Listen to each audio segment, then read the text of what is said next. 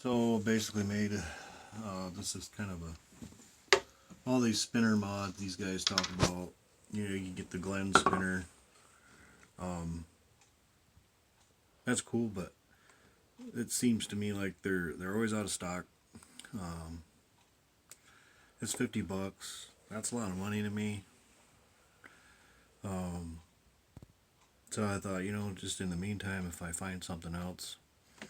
I mean, obviously we know that this, all it is a somewhat of a potentiometer.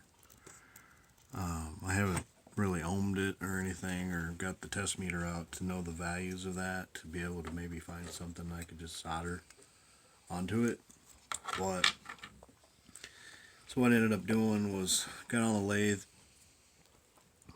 My thought was it would be nice to have something that would support like the spinner, I guess, or the weight versus that. I just want that to be like you can have the spinning mechanism and the bearing and such up here, and then that'll just connect to that via set screw.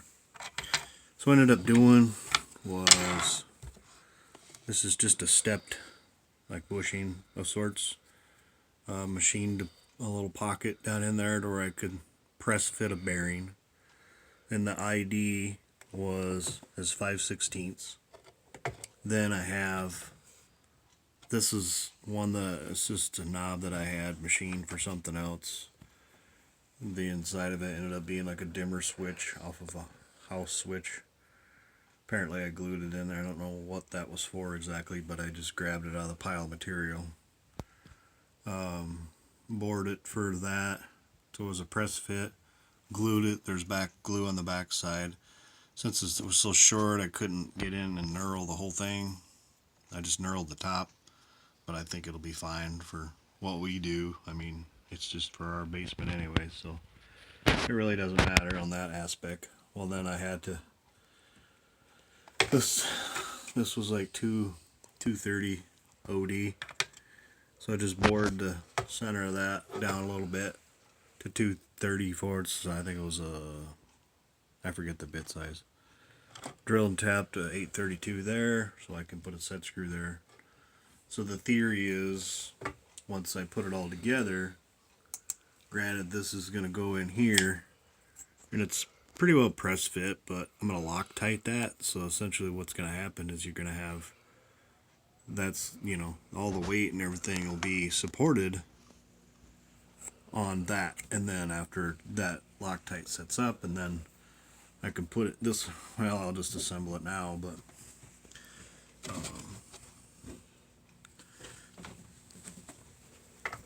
here.